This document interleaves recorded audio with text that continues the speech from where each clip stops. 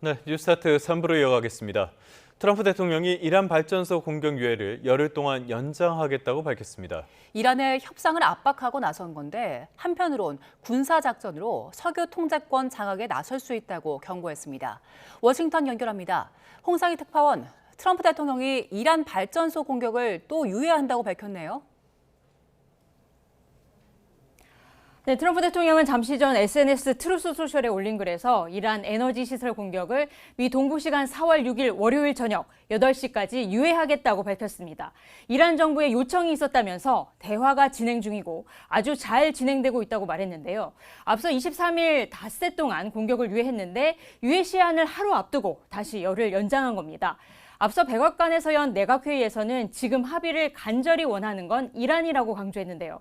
실제로 이란과 대화를 하고 있다면서 합의가 제대로 된다면 호르무즈 해협이 개방될 거라고 말해서 이 합의에 이 조건이 포함돼야 한다는 점을 시사했습니다. 하지만 합의가 되지 않을 경우 무력으로 이란의 석유 통제권을 장악하는 것도 선택지로 고려하고 있다며 협상과 공격 가능성을 동시에 언급했습니다. 이 발언 들어보시겠습니다. Are you thinking of taking control of Iran's oil? It's an option. I mean, I wouldn't talk about it, but it's an option. Is that something you thought about? Well, in Venezuela, we've done very well working with Venezuela. 네, 베네수엘라를 공습해 마두로 대통령을 축출하고 원유 사업권에 관여한 것처럼 이란에서도 석유 통제권 장악에 나설 수 있다는 경고입니다. 이틀 전 언급한 이란의 큰 선물 내용도 공개했는데요. 이란 측이 호르무즈 해협으로 열척의 유조선이 지나가도록 허용해서 진정성을 보였다고 말했습니다. 이 말도 들어보시겠습니다. They said to show you the fact that we're real and solid and we're there. We're going to let you have 8 boats of oil. I said, well, I guess we're dealing with the right people. And actually, they then apologized for something they said, and they said, we're going to send 2 more boats.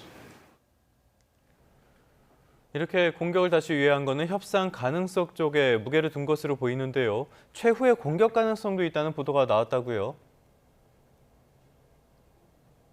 네, 악시오스 보도인데요. 미 국방부가 하르그 섬 공습 등 최후 공격 시나리오를 마련하고 있다고 전했습니다.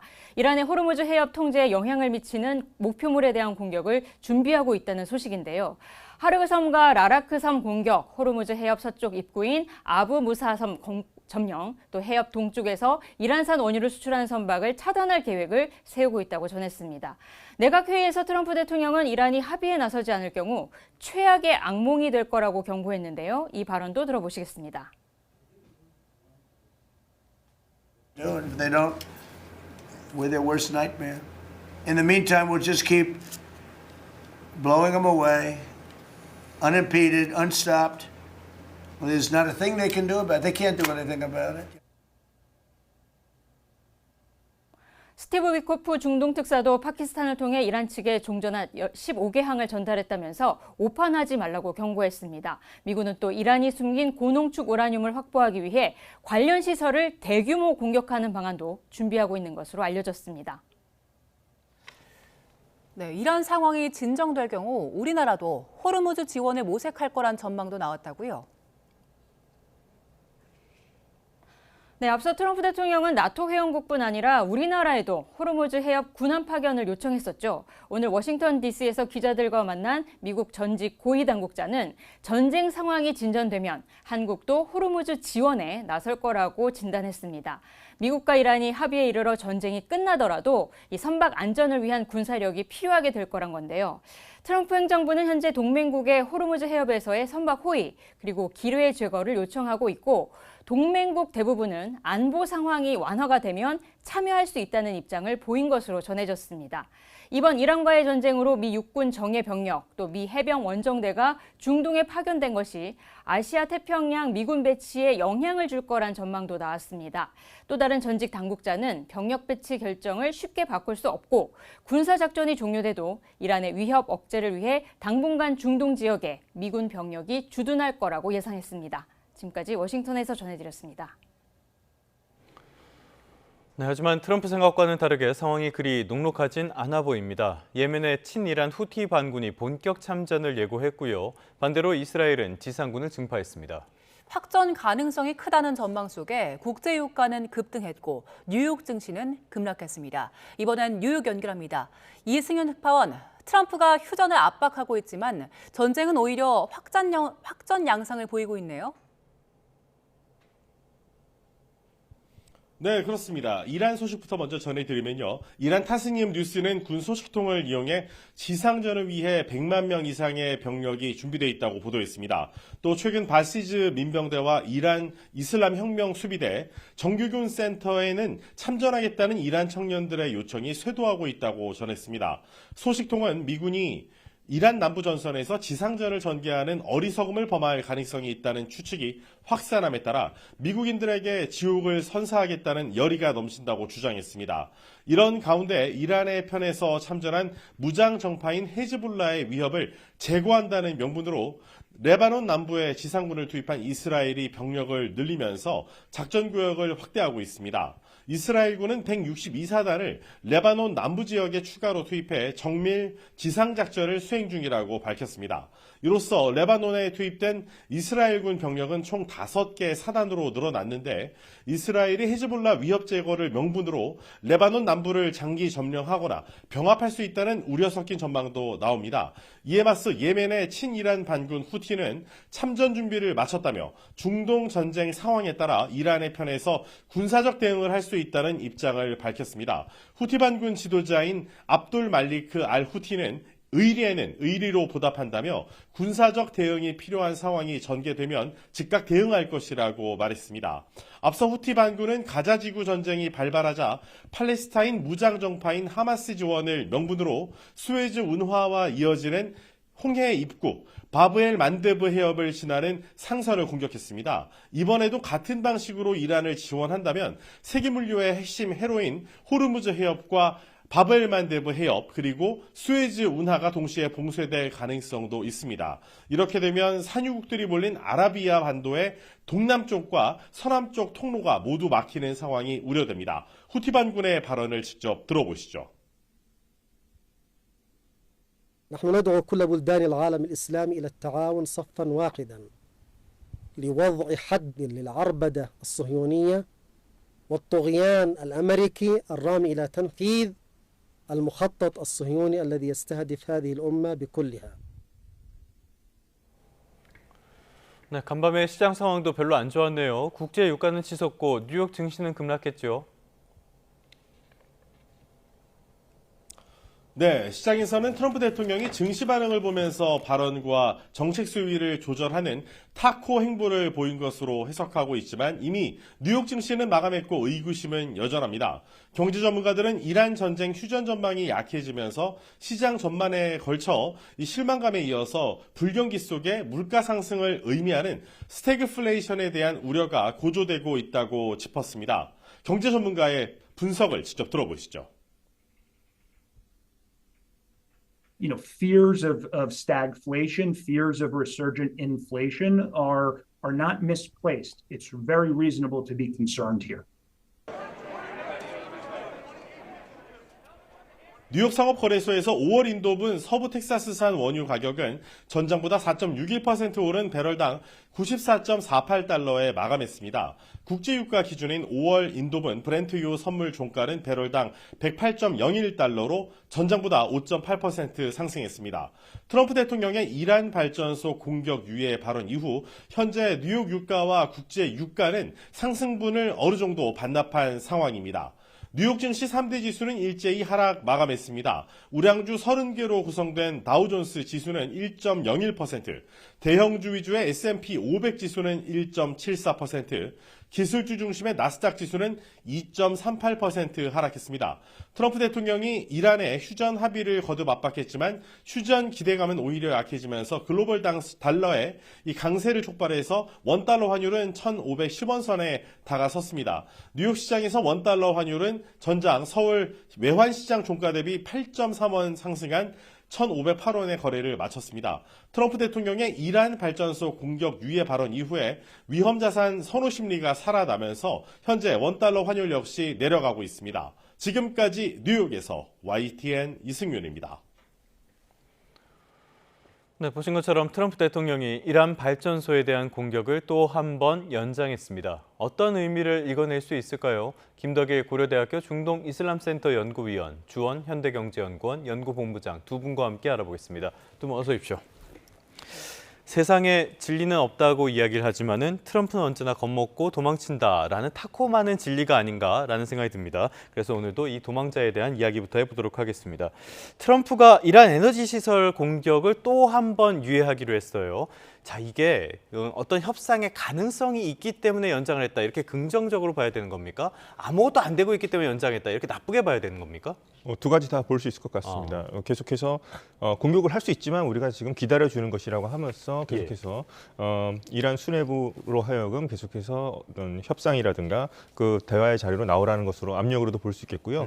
또 저는 일종의 좀 숨고르기도 필요하지 않나 미국 입장에서 이것은 어떻게 보면 또 하나의 또 최후 통첩으로도 볼 수 있습니다. 그래서 숨고르기를 통해서 다시 한번 지금 계속해서 뭐 미국의 전략 자산들이 계속 또 이동하고 있는 모습을 봤을 때 이란 정부를 더욱 더 압박하고 그 사이에 또 미국 전략 자산들이 계속 이동하는 시간을 줌으로써 만약에 협상이라든가 이런 것들이 트럼프 대통령의 뜻대로 되지 않을 경우에는 어떻게 보면 또 군사적 행동을 다시 할 수 있다는 그런 가능성을 보여준다 생각하고요.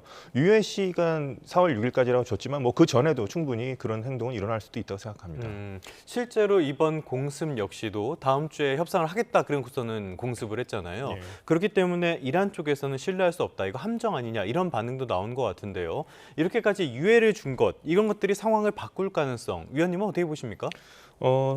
우선 답은 트럼프 대통령이 일단 정해놓고 있는 것 같습니다. 자신의 협상안을 받아라. 근데 사실상 이거는 이란 정부 입장에서는 이렇게 항복선언과 다름이 없는데요. 지금 그 협상안이라는 게 어떤 내용이죠? 협상안이라는 걸 봤을 때 사실상 크게 봤을 때는 이제 세계 핵 능력을 이란 핵 능력을 제거하겠다고 볼 수 있겠습니다.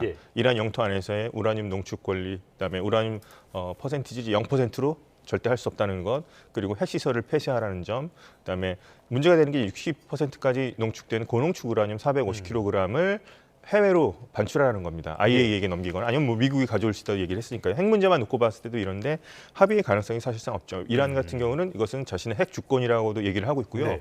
교육 현장에서도 학생들한테 이것을 가르치고 있습니다. 핵 주권은 우리의 권리라고 이렇게 하기 때문에 절대 받을 수 이란으로서는 받을 수 없는 상황들이 좀 계속 요구하고 있고 그 외에도 많습니다. 뭐 탄도 미사일 수량이라든가 사거리 제한, 대리 조직 문제 같은 것도 있고 지원 금지.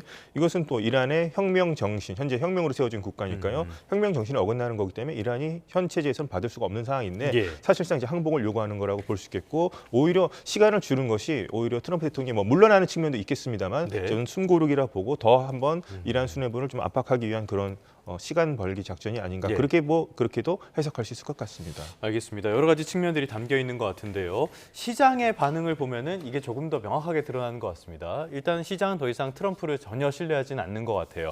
간밤에 보면은 물론 이 이야기가 나오기 전이었습니다만 뉴욕 증시는 많이 하락하고 유가는 올랐어요. 이 말은 지금 전쟁의 장기화 가능성을 조금 더 크게 보고 있다. 이렇게 봐야 되는 거 아닙니까? 아무래도 시장이 제일 우려하는 건 인플레이션이거든요. 인플레이션 자체를 우려한다기보다는 인플레이션이 되면은 미국 금리를 올릴 거고 금리가 올라가면 시장은 완전히 어떻게 보면은 이제 조정을 받아야 되는 국면이거든요. 근데 장이 끝나고 트럼프가 이제 공격을 유예한다고 연장을 발표를 했잖아요. 근데 애프터 마켓의 추이를 보면 예를 들어 마이크론 테크놀로지, 이제 삼전이나 하이닉스 같이 메모리 반도체를 하는 마이크론 테크놀로지 같은 경우는 장중에는 마이너스 7%가 빠졌는데 애프터 마켓에 이제 트럼프가 그 얘기를 하고 나서 보면 한 7%가 그러니까 27달러가 빠졌었거든요, 장중에. 한 2, 3달러밖에 안 올라요. 그러니까 애프터 마켓이 다 이제 플러스로 돌긴 했지만 트럼프의 발언이 미국 주식 시장의 장중의 흐름을 이제 돌릴 수는 없을 것 같고 이 말은 엔비디아도 4% 빠지고 장 후에는 0.5% 오르고 있어요. 그러니까 이 말은 말씀하신 대로 이제 트럼프는 신뢰할 수 없다. 오히려 유예를 하지 말고 뭐 휴전이나 종전을 언급을 했으면은 애프터 마켓에서 많이 올랐을 텐데 10일 유예는 사실 긍정적인 소식은 절대 아닌 것 같아요. 오히려 10일 동안에 시장의 불확실성은 더 커질 수 있다. 다음 주까지. 그렇게 시장은 이제 받아들이고 있는 것 같습니다. 생각하기도 끔찍한데요. 지금 우리 시장으로 와보면요. 우리 시장도 널뛰기가 굉장히 심하단 말이죠. 그런데 여기에서 눈에 띄는 게 한 두 가지 정도가 있습니다. 첫 번째는 외국인이 계속 빠져나가고 있다는 점이고요. 두 번째로는 예전에는 빠지면은 빠진 만큼 다시 회복을 했었는데 이 회복이 좀 버거워지고 있는 조짐이 나온다는 점, 이 두 가지가 있거든요. 본부장님 어떻게 보십니까? 일단은 그 이제 미국 트럼프 대통령, 그러니까 이번 달 3월 달 초만 해도 트럼프 대통령의 말에 따라 뭐 빠졌다가 그랬죠. 복원이 어느 정도 됐었는데 최근의 흐름 보면 미국의 이제 반도체 주식하고 좀 연관이 돼 있는데 이게 이제 뭐 많이 나온 뉴스지만 터보컨트라고 메모리 반도체를 덜 쓸 수 있는 구글의 논문이 나왔다는 건데 이게 사실 1년 전에 나온 논문이거든요. 그러니까 요번의 내용은 뭐냐면 그때는 이제 이론만 했고 이때 지금 이제 생산 현장에 한번 적용을 해봤더니 효율이 있었다. 그래서 큰 의미는 없는데 지금 보면 그러니까 어제죠. 코스피 시장 보면 외국인들이 약 3조 원을 순매도했습니다. 어마어마하게 팔고 나오더라고요. 근데 삼성전자를 2조를 팔고 하이닉스를 8천억 원을 팔았어요. 쉽게 말하면 외국인들이 빠지는 종목은 반도체입니다. 그러니까 반도체 경기가 지금 실적은 엄청 좋지만 미래가 이제 어느 시점에서는 사이클이 꺾인다라는 미국 시장의 전망. 그리고 지금 새벽장 보면은 마이크론이 마이너스 7%인데 사실 나스닥이나 S&P는 한 마이너스 2% 전후거든요. 그러니까 그런 복원력, 특히 이제 우리나라 주식시장 같은 경우는 삼전하고 하이닉스의 시가총액 비중이 절대적이잖아요. 그러니까 그런 쪽에서의 복원력이 우리 주식시장이 특히 취약한 게 빠진 만큼 나중에 반등하더라도 그 정도만큼 안 되는 이제 복원력이 약한 그런 주된 원인이라고 생각이 됩니다. 말씀하신 것처럼 지금 전반적인 시장보다 반도체가 더 많이 빠졌는데 필라델피아 반도체 지수가 간밤에 거의 5%가 빠졌거든요. 이게 우리 시장에 어떤 영향을 미치게 될지 이 내용도 장 열린 다음에 다시 한번 살펴보면 좋을 것 같고요. 이번에는 이란 주변국들 상황도 한번 보도록 하겠습니다. 일단은 이스라엘은 전쟁을 끝낼 생각이 전혀 없는 것 같고요. 주변의 중동 6개 국가들은 이란이 자꾸 선을 넘는다 하면서 군사 개입도 시사를 했습니다. 반대로 예멘 쪽의 후티 반군도 참전할 수 있다 이런 이야기까지 했어요. 뭐 어떻게 되고 있는 겁니까? 상황이 조금 더 이제 복잡해지는 것 같습니다. 각국 입장을 잠깐 정리해 보면 미국과 이란 정부 역시 현재는 겉으로는 우리들이 뭐 결사항전에서 끝까지 우리가 이겼다 얘기하지만 내심 빨리 전쟁을 끝나고 싶어하는 것 같습니다. 트럼프 대통령도 초조할 거고요. 현재 이란 정부도 계속할 여력이 상당히 좀 부족해 보이긴 합니다. 그런데 이제 이스라엘 같은 경우는 체제를 전복시킬 때까지도 계속 전쟁을 해야 된다는 것이고 핵 능력, 핵 물질 같은 것도 뭐 탈취해야 된다까지 선으로 나왔기 때문에 이스라엘은 계속해서 공격을 좀 지지하는 입장이고요. 전쟁을 멈춰서는 안 된다 쪽이고 또 이제 의외로 이제 공개적으로 드러났다가 사실을 부인한 나라가 사우디아라비아를 들 수 있겠습니다. 무하마드 빈 살만 같은 경우에는 뭐 사우디 왕실의 특징이 그 전에도 계속해서 이번에 전쟁을 해야 된다고 얘기를 했었고 빈 살만 왕세자 같은 경우에도 이번에 미국이 전쟁을 멈춰서는 안 된다 이렇게까지 얘기를 하고 있습니다. 그래서 이스라엘은 계속해서 공격을 퍼볼 것 같고 계속해서 만약에 휴전 협상이라든가 어떤 협상의 단계로 넘어간다면 이스라엘은 최대한으로서 자신들이 할 수 있는 한 전쟁이 끝나기 전까지는 계속 공격을 퍼볼 것이고 사우디아라비아 같은 경우에도 참전까지는 아니지만 지금 상당히 인내하고 있지만 자신이 참전하지 않는 선에서 미국을 도와줄 수 있는 건 다 할 것 같습니다. 지금 뭐 사우디아라비아 내에 있는 뭐 공군 기지도 미국이 쓸 수 있게 해주고 있고요. 아랍에미리트도 상당히 피해를 많이 입었기 때문에 뭐 이란의 어떤 자산 같은 걸 동결하는 조치까지 취했습니다. 지금 보시면 중동 지역에서 피해가 굉장히 많이 늘고 있어요. 많이 늘고 있고 제가 지금 우려하는 건 이제 후티 반군이 어떻게 보면 친이란 대리 조직이라고 할 수 있는데요. 지도 보시면 이제 예멘 좀 사우디아라비아 남서쪽 끝에 있는 그쪽 이제 예멘의 후티 반군이 장악하고 있는데 여기는 이제 홍해를 후티 반군이 또 이란이 호르무즈 해협을 뭐 봉쇄 카드를 내민 것처럼 후티 반군이 봉쇄 카드를 내밀 수 있는 것이고요. 바벨 만데브라는 뒤꿈치처럼 그렇습니다.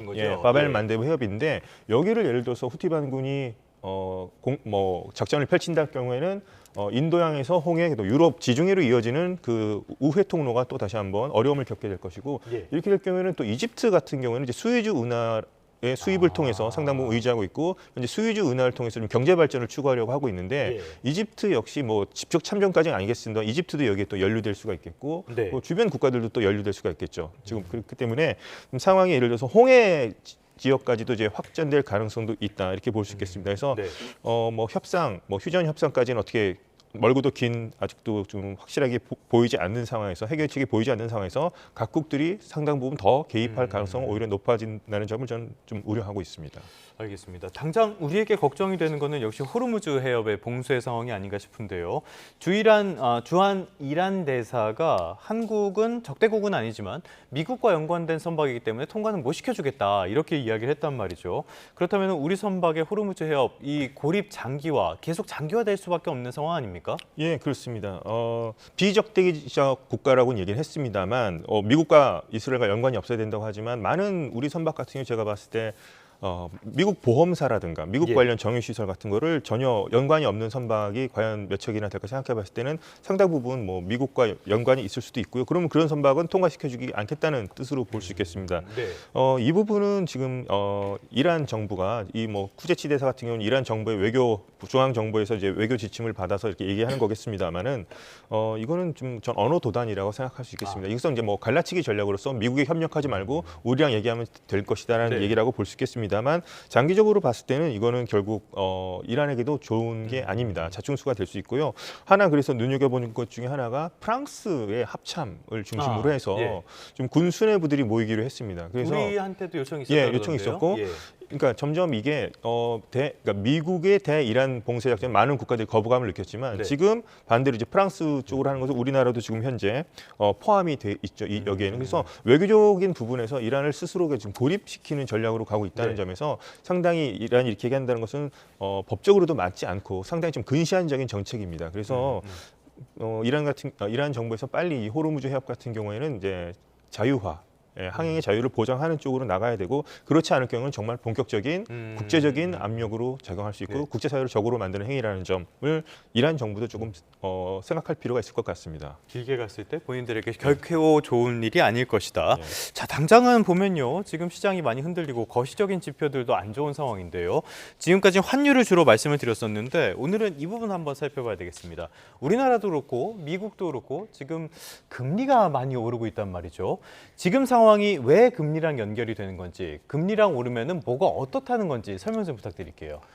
러시아 우크라이나 전쟁의 사례를 이제 그대로 가져오면 되는데 그때도 이제 유가가 뭐 100달러가 막 넘어가고 뭐 130까지 갔었고 예. 가스 가격이 오르고 하니까 이제 인플레이션이 아무래도 물가 상승이 높아지거든요. 네, 네.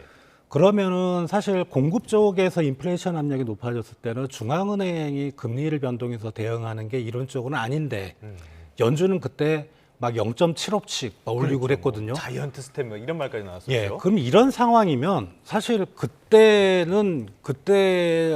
러시아 우크라이나 전쟁에서는 원재재나 원유에 우회 수출 교역 통로가 있었어요. 네. 지금 없단 말이죠. 네. 이제 유가는 더 오를 것이 분명합니다. 이게 단기간에 사태가 해소되지 않는 한.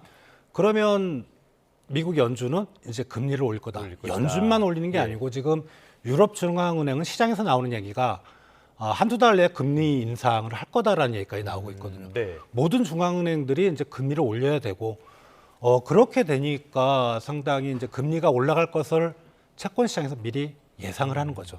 그러니까 언제나 그렇습니다. 이론상으로는 중앙은행의 정책 금리가 오르고 시장 금리가 따라 올라가야 되는데 최근의 양상 절대 그런 게 아니고 시장 금리가 먼저 올라가고 나서 중앙은행이 금리를 따라 올리는 거죠. 그러니까 이게 채권 금리가 막 올라가고 채권 가격이 폭락하는 주된 원인이고요. 또 하나는 여전히 이제 불확실할 때는 사실 우리나라 국채 금리만 올라가는 게 아니고 우리나라 국채 금리가 이제 미국 국채 금리를 따라서 올라가고 있거든요. 네. 그럴 때는 안전자산이 미국 국채인데 안전자산의 끝판왕이니까 여기가. 그렇죠. 그럼 예. 금리가 그렇게 빨리 올라간다는 게 약간 이해는 안 가는 거죠. 그런데 미국조차도 달러는 아직은 예외지만 미국이 가지고 있는 안정적인 자산도 이제는 안전자산이 아니다. 그런 의미에서 채권 시장이 지금 매우 큰 혼란을 겪고 있는 겁니다. 알겠습니다. 일단은 채권에 대한 수요가 몰리면은 채권 가격이 떨어지면 또 금리가 오르는 그런 효과도 있으니까요. 여러 가지 사안들이 겹친 것 같은데 그래서 중요한 건 이거 같아요. 금리가 올라서 뭐가 어떻게 바뀐다는 거냐, 뭐가 문제라는 거냐 이 부분인 것 같거든요. 뭐가 문제인 겁니까? 세계 경제 성장률 IMF 1월 달 전망치를 보면 작년이나 올해 비슷하게 3.3, 3.3인데 네. 어제 이제 OECD가 확 내렸잖아요. 전반적인 세계 경제 성장률을. 그러면은 이게 3.3% 기준으로 해도 IMF가 이제 4월 달에 전망하면 거의 확 낼 텐데 상당히 낮은 성장률입니다. 이게 보통 한 3% 중반 이상은 돼야 어느 정도 정상적인데 자, 이런 저성장 국면에서 아무 이유 없이 그러니까 저성장 국면에서 경기가 회복되면서 물가 상승률이 올라가면 좋은데 네. 그거는 이제 경기에 좋다는 신호인데 경제가 이제 앞으로 성장률이 더 떨어질 건 분명한데 여기서 물가가 오른다? 이거는 이제 고물가 저성장의 스태그플레이션이죠. 그래서 이 부분이 상당히 우려가 되고 지금 미국 주식시장이 빠진 것도 근본적인 힘은 미국 경제도 이제는 어려운 게 아닌가. 어려운 정도를 떠나서 만약에 트럼프 대통령이 좀 마음이 자비로워져서 이란에서 완전히 발을 빼지 않는 이상 미국 경제도 스태그플레이션에 빠지지 않나 이런 우려가 지금 시장을 지배하고 있습니다. 지금 본인은 빠지고 싶어 하는 것 같은데 상황 자체가 쉽게 빠질 수 있는 그런 상황이 아닌 쪽으로 가고 있어서 더 골치 아픈 것 같아요. 그러다 보니까 이런 이야기도 나온 것 같습니다. 전 이야기 듣고 조금 황당했는데 헤그세스 장관이 전쟁을 먼저 이야기했다 이런 말을 언급을 하더라고요. 이게 한 나라의 지도자가 할 말인지는 잘 모르겠는데 어떻게 들으셨습니까? 이거 책임 전가에 소위 말하는 밑밥을 까는 겁니까? 트럼프 행정부 인물들 면면을 봤을 때 헤그세스가 전쟁을 주장했을 법은 뭐 충분한 사람이긴 합니다. 근데 이제 대통령이 최고 군 통수권자로서 이런 부분을 이제 국방장관이 해서 자기가 따라했다는 점은 약간 뭐 책임을 전가하는 걸로도 볼 수 있겠죠. 그래서 트럼프 대통령이 계속해서 승리를 지금 했다. 우리가 승리했고 지금 협상만 기다리고 있다. 뭐 휴전하러 나와라 이란에게 얘기하고 있지만 아직 결과가 나오지 않았기 때문에 슬슬 아까 말씀드렸다시피 헤그세스가 먼저 이것을 시작했다는 식으로 얘기를 한다고 볼 수 있겠고 만약에 뭐 말을 또 바꾸겠죠. 예를 들어서 뭐 승리가 거의 확실시 된다든가 목표가 달성될 경우 사실은 헤그세스 대신 본인이 먼저 시작했는데 헤그세스가 처음에 하는 것으로 내가 얘기를 해줬던 뭐 이런 식으로 또 말을 바꿀 수도 있는 상황이라 보고요. 잘 안 되면 남 탓, 잘 되면 자기 덕. 뭐 그렇게 얘기할 수 있을 것 같고 그래서 현재로서는 아직 결과가 나오지 않은 상황에서 이렇게 헤그세스를 먼저 지목하는 것으로 좀 볼 수 있겠습니다. 알겠습니다. 이건 약간 여담 같은 이야기인데요. 중요한 거, 우리에게도 중요한 게 하나 있습니다. 시진핑 주석과의 정상회담. 이거는 많은 분들이 관심을 가지고 있었을 사안인데 연기를 했다가 5월 중순 쪽으로 다시 추진을 한다라고 밝혔어요. 이거는 트럼프가 그때까지는 전쟁을 끝내겠다라는 어떤 시간표를 제시했다라고도 볼 수 있는 겁니까? 네, 그렇다고 볼 수 있을 것 같습니다. 3월 말에 처음에 회담이 있었다가 그렇죠. 그때는 워싱턴에서 내가 전쟁을 직접 지휘해야 되기 때문에 자리를 비울 수 없기 때문에 회담을 연기했던 건데 이번에는 더 미룰 수는 없습니다. 그렇기 때문에 이번에 확실하게 좀 결말을 짓 거고요. 어떤 식으로든 결과가 나올 것 같습니다. 그래서 4월 안에는 윤곽이 좀 드러날 것 같고 그 결과를 가지고서 이제 시진핑 중국 주석을 만나는 식으로 가지 않을까 생각합니다. 그래서 여기서 한 번 더 연기를 할 것 같지 않고 그렇기 때문에 더욱 더 적극적으로 4월 안에 어떤 결과를 내기 위해서 미국은 또 많은 노력을 기울일 것 같습니다. 자, 그런데 앞서서도 위원님께서 말씀을 해주셨지만은 지금 이란이 받아들이기 어려운 것들 이야기를 하고 있고요. 마찬가지로 이란도 미국에 받아들이기 어려운 요구들을 하고 있단 말이에요. 그렇기 때문에 이런 정상회담 전 그리고 트럼프가 다시 유예한 10일 전 어떤 결론이 나올 가능성에 대해서는 의견이 많이 엇갈릴 것 같은데요. 위원님께서는 어떻게 전망을 하십니까? 양측 다 협상 과정에서 너무나 지금 평행선을 달리고 있기 때문에요. 한간에서 이제 그런 얘기가 있죠. 그 전에 협상 내용과 지금이 뭐가 다를 바가 있느냐, 왜 전쟁을 했느냐 하지만 트럼프가 약간은 그래도 우위에 있다고 볼 수 있는 점 하나가 협상 전에 이란과 지금의 이란을 비교해 봤을 때 지금의 이란이 군사력이 많이 약화된 것은 사실입니다. 이제 그런 점에서 트럼프 대통령은 한 번 더 이런 식으로 협상에 압박을 가한다고 볼 수 있겠고 거기에 대해서 이란 또 역제안을 했죠. 자신들의 제안을 하면서 호르무즈 해협 권리도 보장해주고 뭐 이런 식으로 얘기까지 하고 있습니다. 그래서 양측 간에 팽팽한 긴장감이 감돌고 있고 평행선을 달리는 것은 분명한데 양측 다 지금 최대 요구치를 지금 상대방에게 먼저 제시한 상황이고요. 여기서 이제 얼마나 절충되느냐가 문제인데 그렇게 합의 가능성이 현재로서는 높아 보이지만 않습니다. 우선 협상으로 들어가고 휴전을 우선 선을 하고 협상으로 들어가봐야 어떤 양측 간에 어떤 내용이 양보가 되고 어떤 내용을 계속 고집하고 있는지가 드러날 것 같습니다.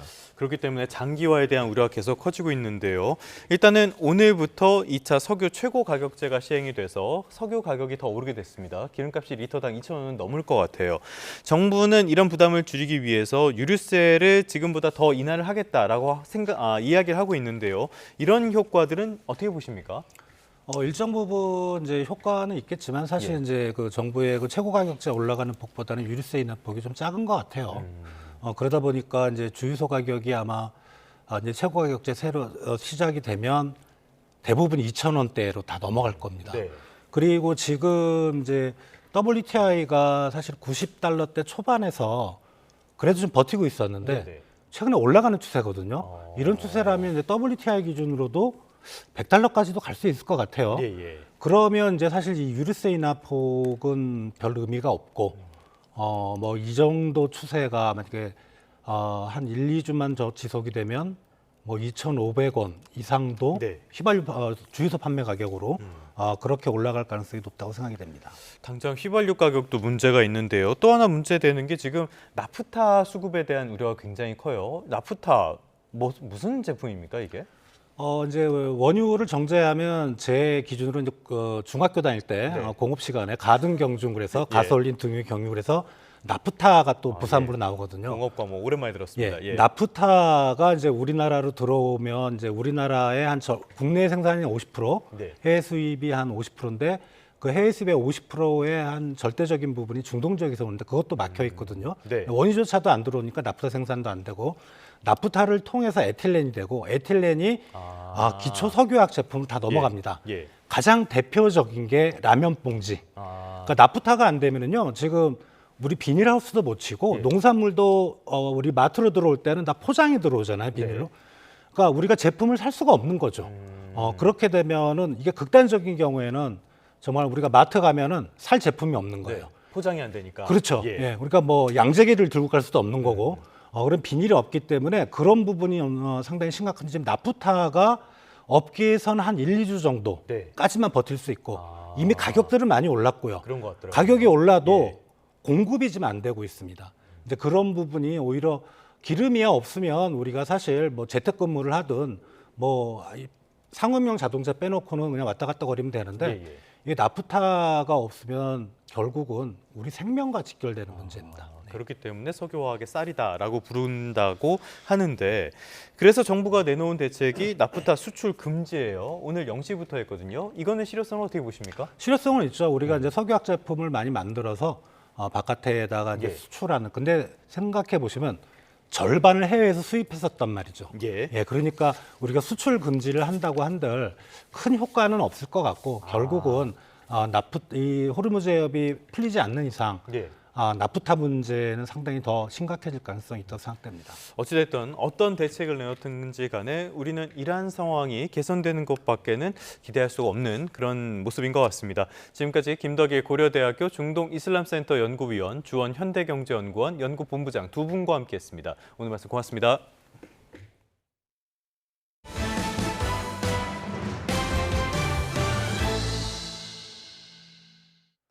네, 다음 소식입니다. 필리핀에서 송환된 국제 마약왕 박광렬이 오늘 구속영장 심사를 받습니다.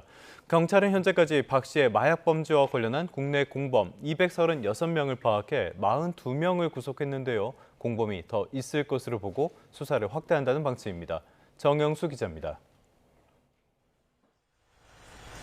필리핀에서 송환된 마약왕 박광렬은 현지에서 수감 생활을 하면서 국내에 마약을 밀반입하고 유통한 혐의를 받고 있습니다. 송환 첫날부터 10시간 동안 강도 높은 조사를 벌인 경찰은 하루 만에 박 씨에 대한 구속영장을 신청했고 곧이어 검찰도 법원에 영장을 청구했습니다. 박 씨는 2024년 필리핀과 남아공에서 국내로 필로폰 1.5kg과 3.1kg을 반입하도록 지시하고 2019년 11월부터 2020년까지 국내 공범을 통해 서울과 부산, 대구 일대 소화점과 우편함에 마약류를 숨겨 판매한 것으로 조사됐습니다. 경찰은 현재까지 공범들에 대한 수사 결과를 바탕으로 박 씨가 밀수 유통한 마약류가 시가 30억 원 상당에 달하는 것으로 보고 있습니다.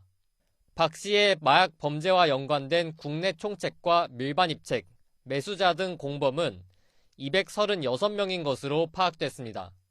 이들 중 42명을 구속한 경찰은 공범이 더 있을 것으로 보고 수사를 확대하고 있습니다. 박 씨는 대부분 혐의는 인정했지만 불리한 부분에 대해서는 기억나지 않는다거나 부인한 것으로 전해졌는데 공범들의 진술이나 확보된 증거와 대조해 구체적인 범행 경위와 규모를 확인하고 있습니다. 또 박 씨가 사용한 것으로 보이는 휴대전화 2대도 확보해 포렌식 분석 중입니다.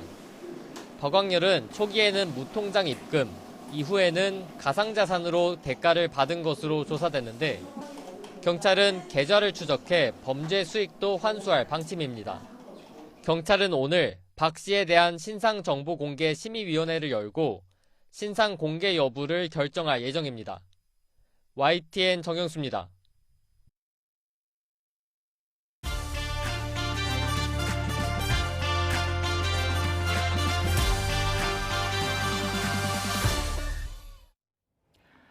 한 주간의 연예계 소식 알아봅니다. 영화 왕과 사는 남자가 1,500만 관객 돌파에 이어서 누적 매출액 부문에서는 한국 영화 사상 1위에 등극하는 대기록을 세웠습니다. 또 여기에 약 4년 만에 완전체로 돌아온 방탄소년단은 새 앨범 발매와 동시에 글로벌 차트를 싹쓸이하고 있습니다. YTN 스타 김서현 기자와 함께 자세한 내용 알아봅니다. 어서 오세요. 네, 먼저 극장가 대기록부터 알아볼게요. 영화 왕과 사는 남자 흥행 대기록 쓰고 있는데 누적 관객 수 1,500만 돌파를 한 데 이어서 누적 매출액도 한국 영화 사상 1위 기록했다고요? 네, 그렇습니다. 극장가에 불고 있는 왕과 사는 남자 열풍이 개봉 50일이 지나도록 꺾이지 않고 있습니다.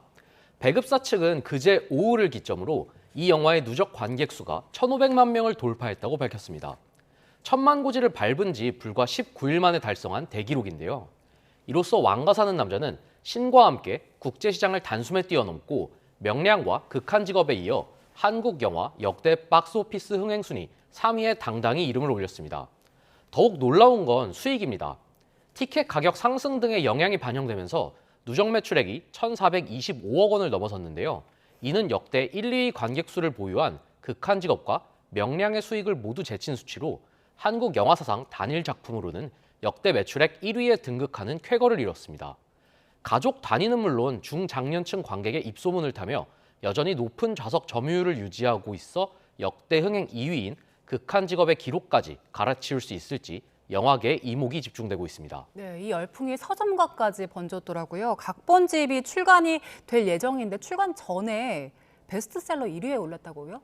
그렇습니다. 극장과 스크린의 감동을 책으로 소장하려는 열기가 뜨겁습니다. 예약 판매를 시작한 지 단 3일 만에 온라인 서점 종합 베스트셀러에 올랐는데요. 정식 발매도 전에 벌써 4쇄 인쇄에 돌입했습니다. 영화의 흥행 돌풍이 출판계에서도 이례적인 기록을 만들어내고 있습니다.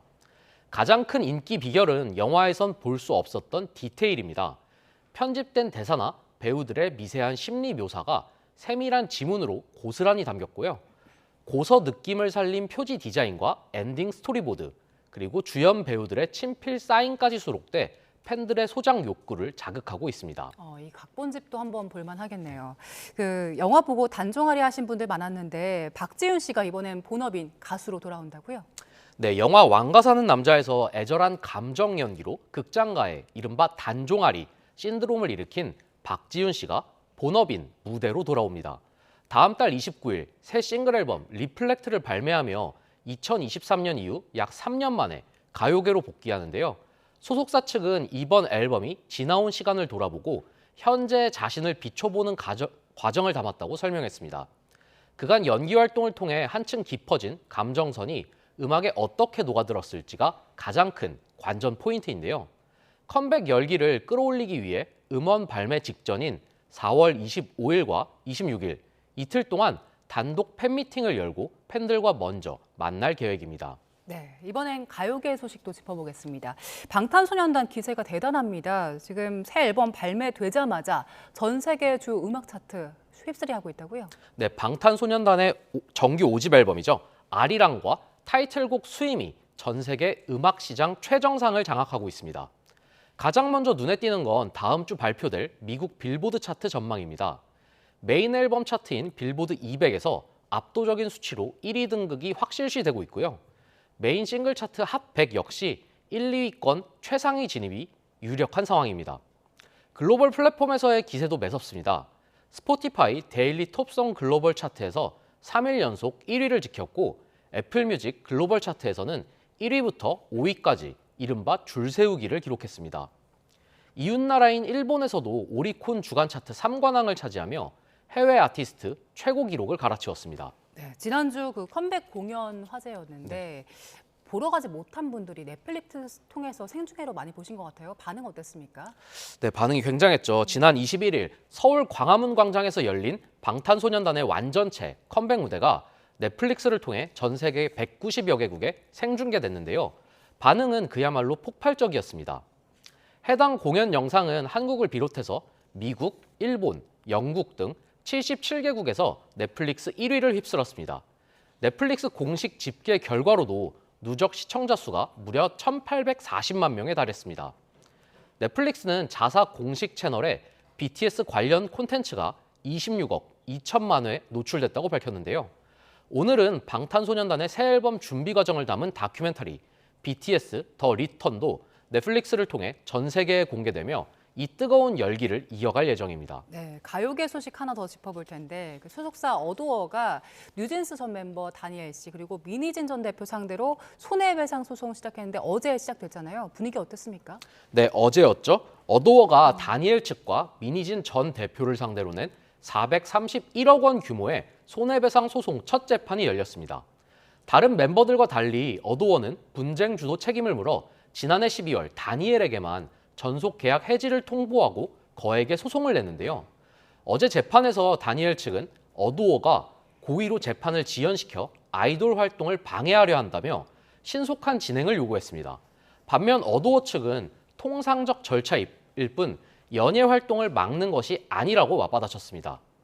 재판부는 양측에 조정 가능성을 열어두고 진행하면 좋겠다라며 합의를 제안했는데요. 특히 이번 재판부가 최근 민 전 대표의 250억 원대 풋옵션 소송에서 민 전 대표 손을 들어줬던 곳이라 향후 판결 결과에 더욱 이목이 쏠립니다. 네, 이후 소송 과정도 함께 좀 전해주시고요. 다음 소식 짚어보겠습니다. 국민의힘이 청년 정치인 발굴 오디션 진행하고 있는데 여기 심사위원으로 이혁재 씨가 발탁이 됐더라고요. 이혁재 씨 과거에 음주 폭행이나 또 고액 체납 등으로 논란이 좀 있었잖아요. 네, 국민의힘은 다가올 6.3 지방선거를 앞두고 광역의원 비례청년 오디션을 진행 중인데요. 본선 심사위원 명단에 이혁재 씨가 포함되면서 당 안팎에서 부적절하다는 비판이 나오고 있습니다. 이 씨는 지난 2010년 룸살롱 종업원 폭행 사건으로 벌금형을 선고받고 방송을 중단했습니다. 게다가 2024년엔 2억 원 이상 세금을 내지 않아 고액 체납자 명단에 올랐습니다. 이외에도 각종 채무 논란까지 겹쳤던 인물이라 청년 인재를 발굴하는 자리에 맞느냐라는 지적이 거센데요. 논란이 커지자 이 씨는 어제 열린 본선 현장에서 직접 마이크를 잡았습니다. 법적 책임을 다하고 10여 년간 자숙했다며 대한민국은 실패를 딛고 일어설 기회를 주는 나라여야 한다고 호소했습니다. 자신의 처절한 실패 고통과 극복 노하우가 화려한 스펙보다 값진 심사 자산이 될 것이라며 정면 돌파 의지를 밝혔습니다. 네, 또 논란이 됐던 방송인이 있는데 이휘재 씨가 4년 만에 복귀를 알렸는데 반응은 좋지 않은 것 같아요. 맞습니다. 이휘재 씨는 내일이죠. 내일 방송되는 KBS 예능 불후의 명곡 특집을 통해 4년 만에 시청자들 앞에 섭니다. 앞서 공개된 예고편에서 이 씨는 무대에 올라 오랜만에 인사드린다며 끝내 눈시울을 붉혔는데요. 하지만 방송 전부터 프로그램 시청자 게시판에는 출연을 반대하는 항의글이 빗발치고 있습니다. 과거 방송에서의 무례한 태도 논란에 더해 2021년 불거진 가족의 층간소음 문제와 장난감 대금, 미결제 의혹 등이 다시 소환되며 대중의 거부감이 여전한 상황입니다. 사유리, 윤영빈 씨 등 일부 동료 연예인들이 공개 응원에 나섰고 일각에서는 강력 범죄를 저지른 것도 아닌데 비난이 과도하다라는 옹호론도 나오지만 부정적 여론이 압도적인데요. 논란 직후 가족과 함께 캐나다로 떠났던 이 씨가 이번 눈물의 복귀 무대를 통해서 돌아선 여론을 되돌릴 수 있을지 주목됩니다. 네, 여기까지 듣겠습니다. YTN 스타 김서윤 기자와 함께 한 주간의 연예계 소식 짚어봤습니다. 고맙습니다.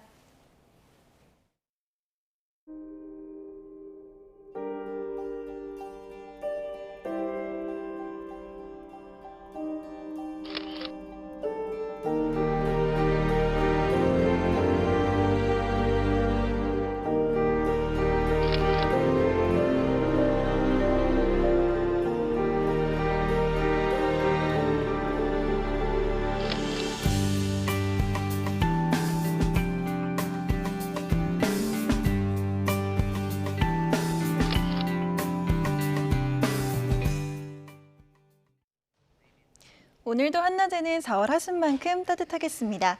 서울 낮 기온이 20도, 대구는 25도까지 오르는 등 봄 기운이 완연하겠는데요. 다만 아침 공기는 다소 쌀쌀해서 나오실 때는 겉옷 챙기셔야겠습니다. 오늘도 대기질은 좋지 못하겠습니다. 현재 수도권과 충북, 영남의 초미세먼지 농도는 나쁨 수준을 보이고 있고요. 오늘 수도권과 영서는 오전과 밤에 매우 나쁨 수준까지 오르겠습니다. 먼지만 아니라면 하늘 자체는 맑겠지만 오전까지 서쪽을 중심으로는 안개가 짙겠습니다. 계속해서 대기는 건조하겠습니다. 산불 위기경보 경계 단계로 상향된 만큼 더욱 불조심해 주셔야겠습니다. 자세한 지역별 현재 기온 살펴보겠습니다. 이 시각 서울의 기온이 6도, 안동이 3.5도, 대구는 6.5도로 출발하고 있고요. 한낮 기온은 서울이 20도, 포항과 울산은 22도가 예상됩니다. 주말과 휴일에도 따뜻하겠지만 공기는 계속해서 탁하겠습니다. 날씨였습니다. 네, 3월 27일 YTN 뉴스타트 모두 마무리하겠습니다. 잠시 뒤 뉴스업이 이어집니다. 시청해주신 여러분 고맙습니다.